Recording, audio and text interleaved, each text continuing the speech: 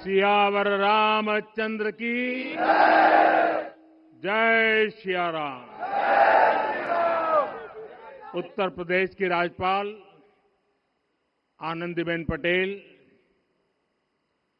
राष्ट्रीय स्वयंसेवक संघ के परम पूजनीय सरसंघ चालक डॉक्टर मोहन भागवत जी, उत्तर प्रदेश के मुख्यमंत्री योगी आदित्यनाथ जी, श्री राम जन्मभूमि तीर्थ क्षेत्र ट्रस्ट के अध्यक्ष पूज्य महंत नृत्य गोपाल दास जी,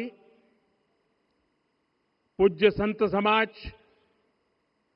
यहां पधारे सभी भक्तगण, देश और दुनिया से इस ऐतिहासिक पल के साक्षी बन रहे कोटि कोटि राम भक्त, देवी और सज्जनों, आज अयोध्या नगरी भारत की सांस्कृतिक चेतना के एक और उत्कर्ष बिंदु की साक्षी बन रही है।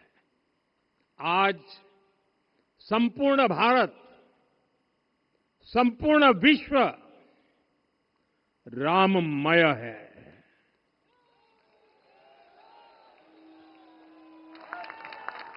हर राम भक्त के हृदय में अद्वितीय संतोष है, असीम कृतज्ञता है, अपार अलौकिक आनंद है।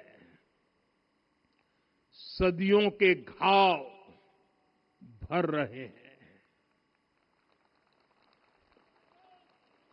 सदियों की वेदना आज विराम पा रही है, सदियों का संकल्प आज सिद्धि को प्राप्त हो रहा है।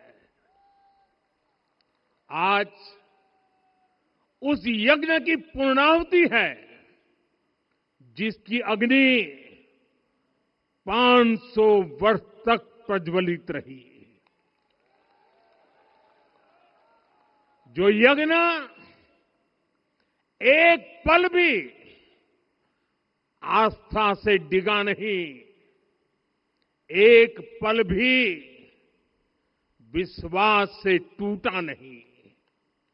आज भगवान श्री राम के गर्भगृह की अनंत ऊर्जा, श्री राम परिवार का दिव्य प्रताप इस धर्म ध्वजा के रूप में इस दिव्यतम भव्यतम मंदिर में प्रतिष्ठापित हुआ है। और साथियों, ये धर्म ध्वजा केवल एक ध्वजा नहीं, ये भारतीय सभ्यता के पुनर्जागरण का ध्वज है। इसका भगवा रंग, इस पर रचित सूर्यवंश की ख्याति, वर्णित होम शब्द और अंकित कोविदार वृक्ष राम राज्य की कीर्ति को प्रतिरूपित करता है। ये ध्वज संकल्प है, ये ध्वज सफलता है, ये ध्वज संघर्ष से सृजन की गाथा है, ये ध्वज सदियों से चले आ रहे स्वप्नों का साकार स्वरूप है। ये ध्वज संतों की साधना और समाज की सहभागिता की सार्थक परिणति है। साथियों, आने वाली सदियों और सहस्त्र शताब्दियों तक ये धर्म ध्वज प्रभु राम के आदर्शों और सिद्धांतों का उद्घोष करेगा।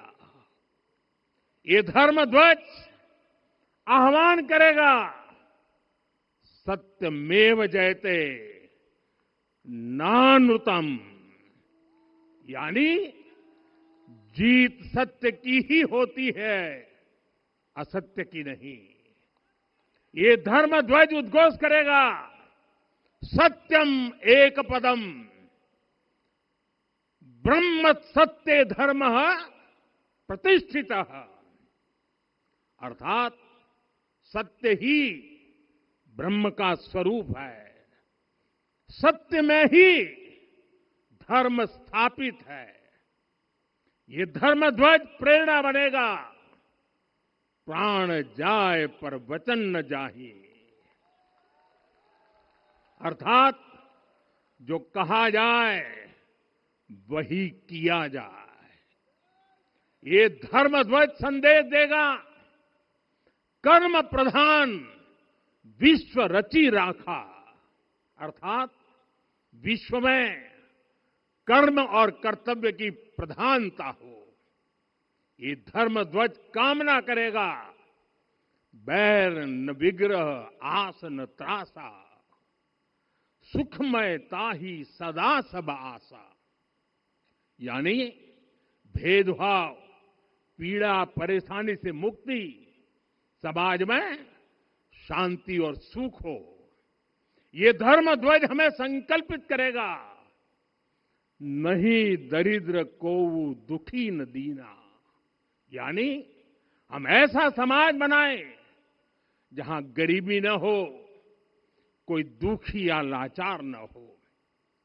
साथियों, हमारे ग्रंथों में कहा गया है, आरोपितम ध्वजम दृष्ट्वा ये अभिनंदनित धार्मिका ते अपि सर्वे प्रमुच्यते महापातक कोटि भी, यानी जो लोग किसी कारण मंदिर नहीं आ पाते और दूर से मंदिर के ध्वज को प्रणाम कर लेते हैं, उन्हें भी उतना ही पुण्य मिल जाता है। साथियों, ये धर्म ध्वज भी इस मंदिर के ध्येय का प्रतीक है। ये ध्वज दूर से ही राम लला की जन्मभूमि के दर्शन कराएगा और युगों युगों तक प्रभु श्री राम के आदेशों और प्रेरणाओं को मानव मात्र तक पहुंचाएगा।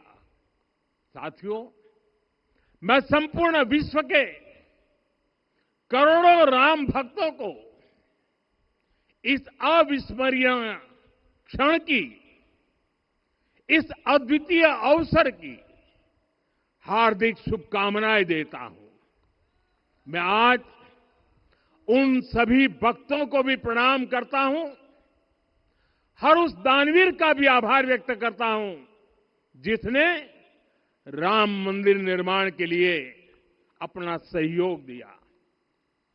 मैं राम मंदिर के निर्माण से जुड़े हर श्रमवीर, हर कारीगर, हर योजनाकार, हर वास्तुकार, सभी का अभिनंदन करता हूं।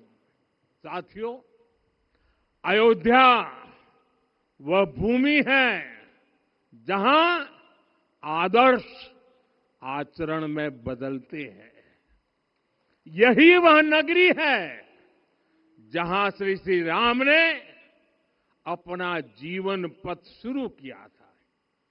इसी अयोध्या ने संसार को बताया कि एक व्यक्ति कैसे समाज की शक्ति से, उसके संस्कारों से पुरुषोत्तम बनता है। जब श्री राम अयोध्या से वनवास को गए तो वे युवराज राम थे, लेकिन जब लौटे तो मर्यादा पुरुषोत्तम बनकर के आए और उनके मर्यादा पुरुषोत्तम बनने में महर्षि वशिष्ठ का ज्ञान, महर्षि विश्वामित्र की दीक्षा, महर्षि अगस्त्य का मार्गदर्शन, निषाद राज की मित्रता, मां शबरी की ममता, भक्त हनुमान का समर्पण, इन सब की, अनगिनत ऐसे लोगों की महत्वपूर्ण भूमिका रही है। साथियों, विकसित भारत बनाने के लिए भी समाज की इसी सामूहिक शक्ति की आवश्यकता है। मुझे बहुत खुशी है कि राम मंदिर का दिव्य प्रांगण भारत के सामूहिक सामर्थ्य की भी चेतना स्थली बन रहा है। यहां सप्त मंदिर बने हैं। यहां माता शबरी का मंदिर बना है, जो जनजातीय समाज के प्रेम भाव और आतिथ्य परंपरा की प्रतिमूर्ति है। यहां निषादराज का मंदिर बना है। ये उस मित्रता का साक्षी है जो साधन नहीं, साध्य को, उसकी भावना को पूजती है। यहां एक ही स्थान पर माता अहिल्या है, महर्षि वाल्मीकि है, महर्षि वशिष्ठ है, महर्षि विश्वामित्र है, महर्षि अगस्त्य है और संत तुलसीदास है। रामलला के साथ साथ इन सभी ऋषियों के दर्शन भी यहीं पर होते हैं। यहां जटायु जी और गिलहरी की मूर्तियां भी हैं, जो बड़े संकल्पों की सिद्धि के लिए हर छोटे से छोटे प्रयास के महत्व को दिखाती है। मैं आज हर देशवासी से कहूंगा कि वो जब भी राम मंदिर आए तो सप्त मंदिर के दर्शन भी अवश्य करें। ये मंदिर हमारी आस्था के साथ साथ मित्रता, कर्तव्य और सामाजिक सद्भाव के मूल्यों को भी शक्ति देते हैं। साथियों, हम सब जानते हैं हमारे राम भेद से नहीं, भाव से जुड़ते हैं। उनके लिए व्यक्ति का कुल नहीं, उसकी भक्ति महत्वपूर्ण है। उन्हें वंश नहीं, मूल्य प्रिय है। उन्हें शक्ति नहीं, सहयोग महान लगता है। आज हम भी उसी भावना से आगे बढ़ रहे हैं। पिछले 11 वर्षों में महिला, दलित, पिछड़े, अति पिछड़े, आदिवासी, वंचित, किसान, श्रमिक, युवा, हर वर्ग को विकास के केंद्र में रखा गया है।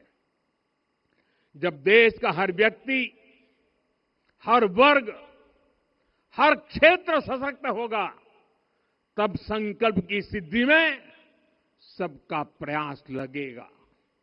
और सबके प्रयास से ही 2047 जब देश आजादी के 100 साल मनाएगा, हमें 2047 तक विकसित भारत का निर्माण करना ही होगा।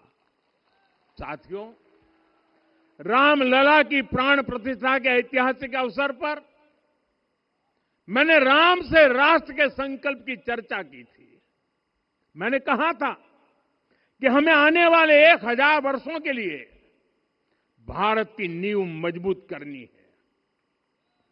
हमें याद रखना है, जो सिर्फ वर्तमान का सोचते हैं वो आने वाली पीढ़ियों के साथ अन्याय करते हैं।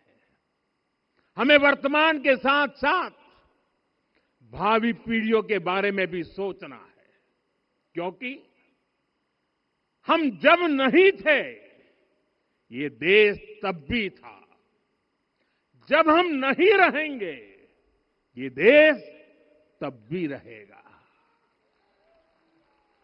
हम एक जीवंत समाज है, हमें दूरदृष्टि के साथ ही काम करना होगा।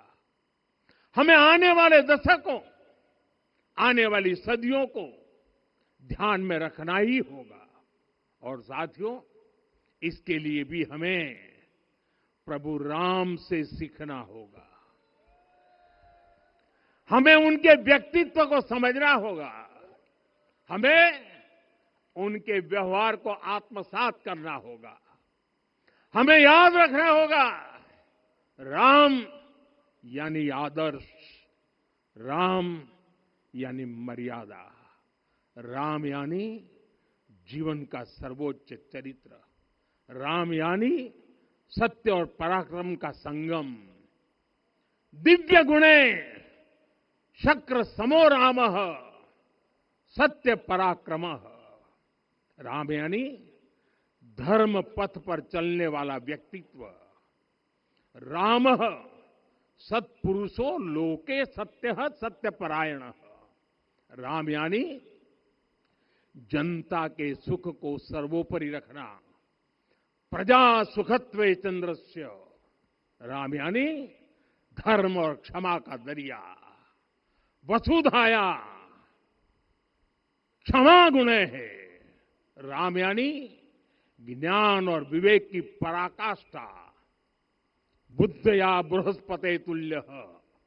राम यानी कोमलता में दृढ़ता। मृदु पूर्वज भाषते। राम यानी कृतज्ञता का सर्वोच्च उदाहरण। कदाचन नोपकारेण कृति नैकेन तुष्यति। राम यानी श्रेष्ठ संगति का चयन। शीला वृद्धे ज्ञान वृद्धे वयोवृद्धे च सज्जनै। राम यानी विनम्रता में महाबल। वीर्यवान च वीर्येण महता स्वेन विस्मितः। राम यानी सत्य का अडिग संकल्प।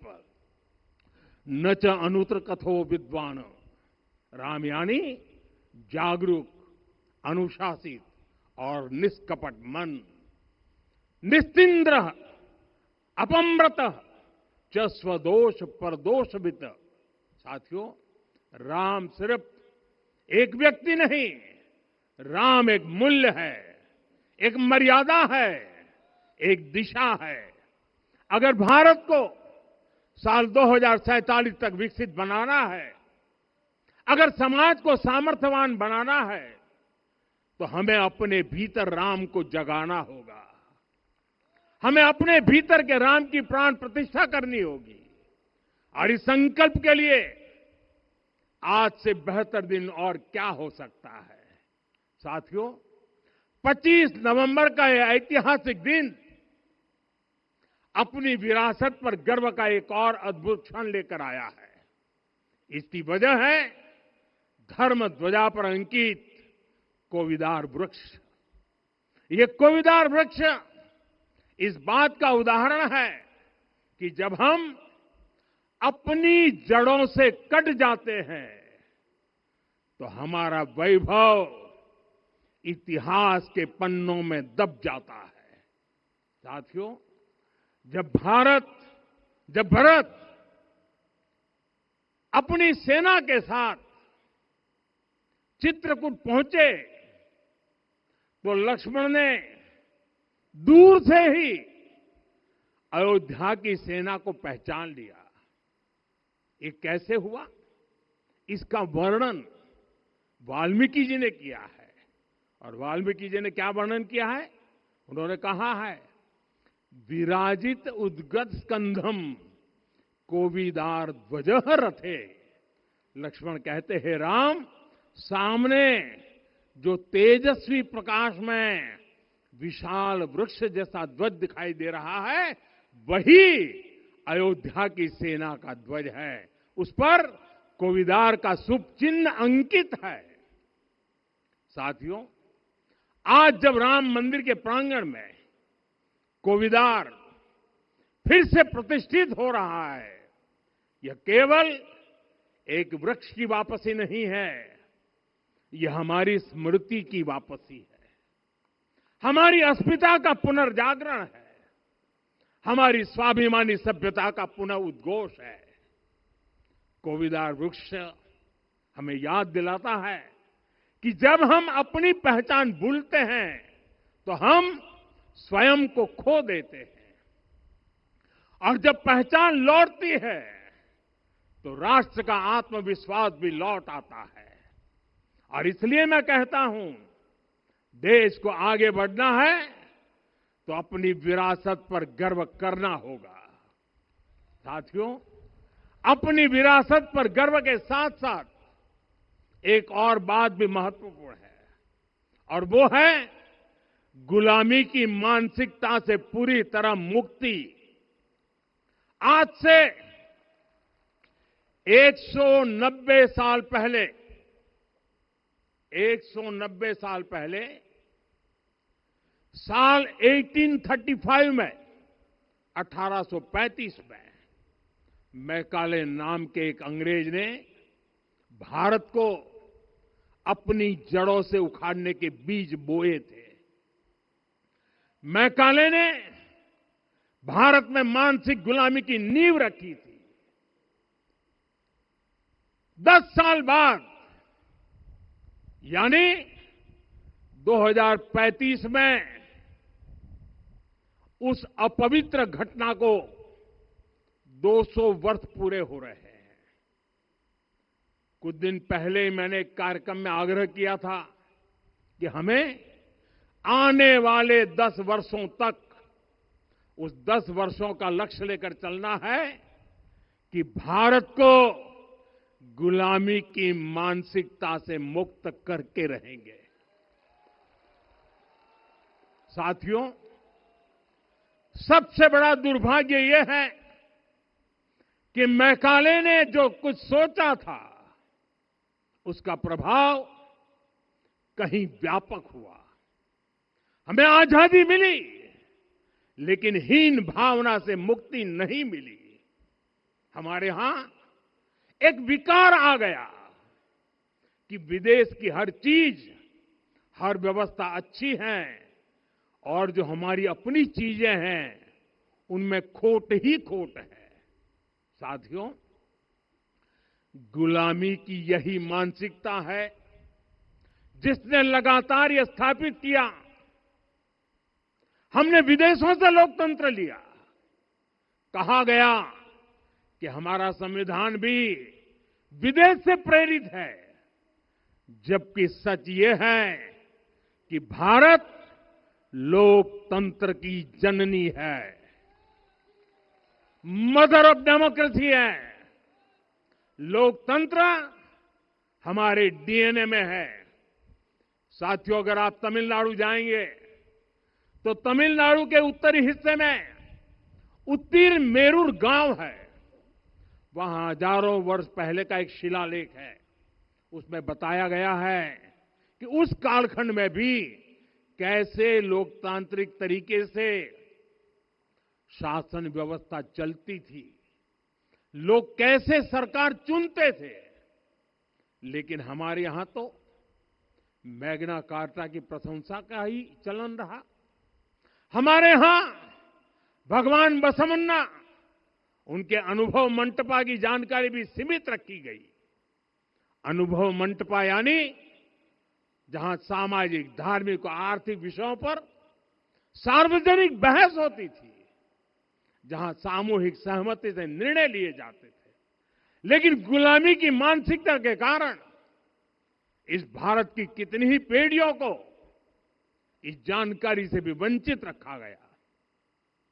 साथियों, हमारी व्यवस्था के हर कोने में गुलामी की इस मानसिकता ने डेरा डाला हुआ था। अब याद करिए, भारतीय नौसेना का ध्वज सदियों तक उस ध्वज पर ऐसे प्रतीक बने रहे जिनका हमारी सभ्यता, हमारी शक्ति, हमारी विरासत से कोई संबंध नहीं था। अब हमने नौसेना के ध्वज से गुलामी के हर प्रतीक को हटाया है। हमने छत्रपति शिवाजी महाराज की विरासत को स्थापित किया है। और ये सिर्फ एक डिजाइन में बदलाव नहीं हुआ, ये मानसिकता बदलने का क्षण था। ये वो घोषणा थी कि भारत अब अपनी शक्ति अपने प्रतीकों से परिभाषित करेगा, न कि किसी और की विरासत से। और साथियों, यही परिवर्तन आज अयोध्या में भी दिख रहा है। साथियों, ये गुलामी की मानसिकता ही है जिसने इतने वर्षों तक रामत्व को नकारा है। भगवान राम अपने आप में एक वैल्यू सिस्टम है। ओरछा के राजा राम से लेकर रामेश्वरम के भक्त राम तक और शबरी के प्रभु राम से लेकर मिथिला के पाहुन राम जी तक भारत के हर घर में, हर भारतीय के मन में और भारतवर्ष के हर कण कण में राम है। लेकिन गुलामी की मानसिकता इतनी हावी हो गई कि प्रभु राम को भी काल्पनिक घोषित किया जाने लगा। साथियों, अगर हम ठान लें अगले 10 साल में मानसिक गुलामी से पूरी तरह मुक्ति पा लेंगे और तब जाकर के ऐसी ज्वाला प्रज्वलित होगी, ऐसा आत्मविश्वास बढ़ेगा कि 2047 तक विकसित भारत का सपना पूरा होने से भारत को कोई रोक नहीं पाएगा। आने वाले 1000 वर्ष के लिए भारत की नींव तभी सशक्त होगी जब मैकाले की गुलामी के प्रोजेक्ट को हम अगले 10 साल में पूरी तरह ध्वस्त करके दिखा देंगे। साथियों, अयोध्या धाम में रामलला का मंदिर परिसर भव्य से भव्यतम हो रहा है और साथ ही अयोध्या को संवारने का काम लगातार जारी है। आज अयोध्या फिर से वह नगरी बन रही है जो दुनिया के लिए उदाहरण बनेगी। त्रेता युग की अयोध्या ने मानवता को नीति दी। 21वीं सदी की अयोध्या मानवता को विकास का नया मॉडल दे रही है। तब अयोध्या मर्यादा का केंद्र थी, अब अयोध्या विकसित भारत का मेरुदंड बनकर उभर रही है। साथियों, भविष्य की अयोध्या में पौराणिकता और नूतनता का संगम होगा। सरयू जी की अमृत धारा और विकास की धारा एक साथ बहेगी। यहां आध्यात्म और आर्टिफिशियल इंटेलिजेंस दोनों का तालमेल दिखेगा। राम पथ, भक्ति पथ और जन्मभूमि पथ से नई अयोध्या के दर्शन होते हैं। अयोध्या में भव्य एयरपोर्ट है। अयोध्या में आज शानदार रेलवे स्टेशन है। वंदे भारत और अमृत भारत एक्सप्रेस जैसी ट्रेनें अयोध्या को बाकी देश से जोड़ रही हैं। अयोध्या वासियों को सुविधाएं मिले, उनके जीवन में समृद्धि आए, इसके लिए निरंतर काम चल रहा है। साथियों, जब से प्राण प्रतिष्ठा हुई है तब से लेकर आज तक करीब करीब 45 करोड़ श्रद्धालु यहां दर्शन के लिए आ चुके हैं। ये वो पवित्र भूमि है जहां 45 करोड़ लोगों के चरण रज पड़े हैं और इससे अयोध्या और आसपास के लोगों की आय में आर्थिक परिवर्तन आया है, वृद्धि हुई है। कभी अयोध्या विकास के पैमानों में बहुत पीछे थी, आज अयोध्या नगरी यूपी के अग्रणी शहरों में से एक बन रही है। साथियों, 21वीं सदी का आने वाला समय बहुत महत्वपूर्ण है। आजादी के बाद के 70 साल में भारत विश्व की 11वीं सबसे बड़ी अर्थव्यवस्था बना। 70 साल में 11वीं। लेकिन पिछले 11 साल में ही भारत विश्व की 5वीं सबसे बड़ी अर्थव्यवस्था बन चुका है। और वो दिन दूर नहीं जब भारत विश्व की 3री सबसे बड़ी अर्थव्यवस्था भी बन जाएगा। आने वाला समय नए अवसरों का है, नई संभावनाओं का है और इस अहम कालखंड में भी भगवान राम के विचार ही हमारी प्रेरणा बनेंगे। जब श्री राम के सामने रावण विजय जैसा विशाल लक्ष्य था तब उन्होंने कहा था, सौरज धीरज ते ही रथ चाका, सत्यशील दृढ़ ध्वज पताका। बल विवेक दम परहित गोरे, क्षमा कृपा समता रजु जोरे। यानी रावण पर विजय पाने के लिए जो रथ चाहिए, शौर्य और धैर्य उसके पहिए हैं, उसकी ध्वजा सत्य और अच्छे आचरण की है। बल, विवेक, संयम और परोपकार इस रथ के घोड़े हैं।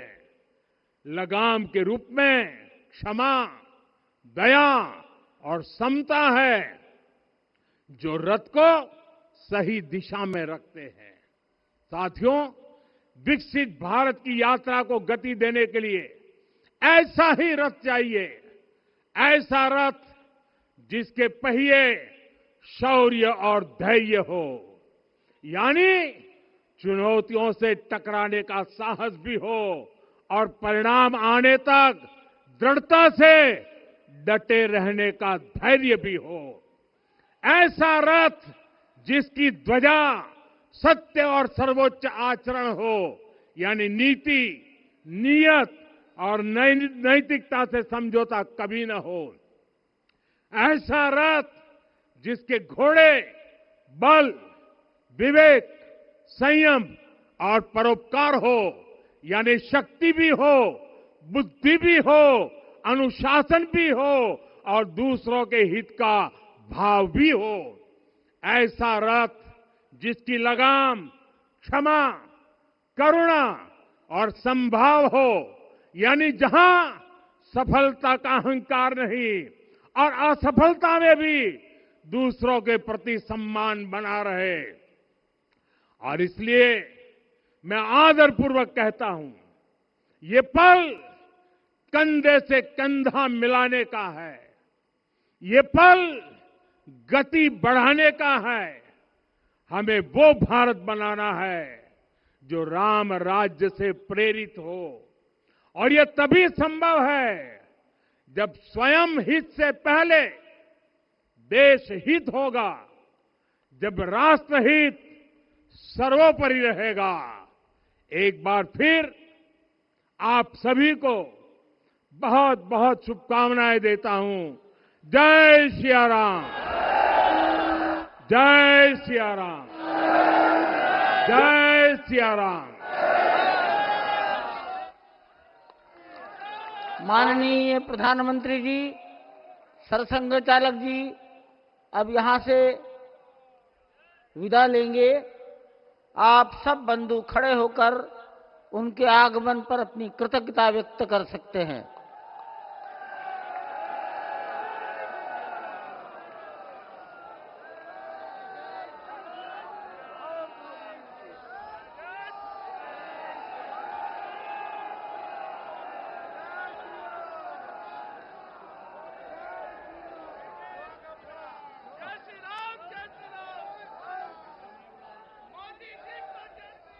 पूज्य महंत नृत्य गोपाल दास जी को प्रधानमंत्री जी ने चरण स्पर्श किया। वो मंच से नीचे उतर रहे हैं, उत्तर की दिशा पर आएंगे। इस मंदिर के निर्माण में वर्ष 1949 में हनुमानगढ़ी के बाबा महंत अभिराम दास जी महाराज, कल्याण के संपादक हनुमान प्रसाद जी पोद्दार, गोरखनाथ पीठ के महंत दिग्विजयनाथ जी महाराज और 1983 से श्री दाऊदयाल खन्ना,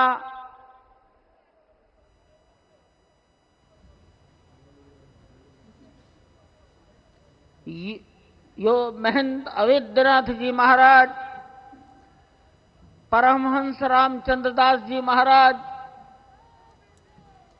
जगत गुरु शंकराचार्य ज्योतिष स्वामी शांतानंद जी महाराज, राम जन्मभूमि परिसर में उपस्थित जनता जनार्दन का ऐतिहासिक क्षण, स्वर्णिम अध्याय, अयोध्या के सांस्कृतिक चेतना के उत्कर्ष के साक्षी स्वरूप में पहुंचे प्रधानमंत्री नरेंद्र मोदी, और उन्होंने मंदिर के उत्तुंग शिखर पर धर्म ध्वजा का आरोहण किया। प्रधानमंत्री नरेंद्र मोदी ने कहा कि समस्त भारत, समूचा विश्व राममय है। अलौकिक आनंद की अनुभूति हो रही है। सदियों के घाव भर रहे हैं, सदियों की वेदना विराम ले रही है और सदियों के संकल्प की सिद्धि हुई है। अभिवादन स्वीकार कर रहे हैं प्रधानमंत्री नरेंद्र मोदी जनता जनार्दन का, संत समाज का, अवधपुर वासियों का, वहां पर उपस्थित जन समुदाय का। कई सारे संदेश भी प्रधानमंत्री के संबोधन में पूरे विश्व के लिए थे। सबसे बड़ी बात कि उन्होंने कहा कि भारत, हमें वो भारत बनाना है जो राम राज्य से प्रेरित हो। स्वहित से पहले देश हित को प्राथमिकता देनी है, राष्ट्रहित को सबसे ऊपर रखना है। स्पष्ट तौर पर उन्होंने कहा कि अगले 10 वर्षों में हमें भारत को गुलामी की मानसिकता से बाहर निकालना है और अगर हमें आने वाले 1000 वर्षों की मजबूत नींव का निर्माण करना है तो अगले 10 वर्षों में ये कार्य सभी को मिलकर करना होगा। ये पल कंधे से कंधा मिलाने का है, देश की प्रगति की गति को बढ़ाने का है। एक बार फिर से उन्होंने विकसित भारत का जो लक्ष्य है उसकी याद दिलाते हुए उन्होंने कहा कि भगवान श्री राम के जीवन से प्रेरणा लेते हुए, सभी को साथ लेकर के चलते हुए मानवता के विकास का एक नया मॉडल जो अयोध्या की धरा से संपूर्ण विश्व को मिलने जा रहा है, वही आने वाले दिनों में देश के विकास का नया आदर्श, नए कीर्तिमान स्थापित करेगा।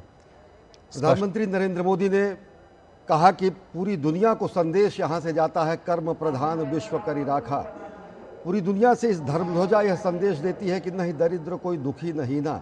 पूरी दुनिया को यहां से संदेश जाता है कि यह मंदिर के ध्येय का प्रतीक है और आदर्श को आचरण में समाहित करने का उन्होंने आह्वान किया।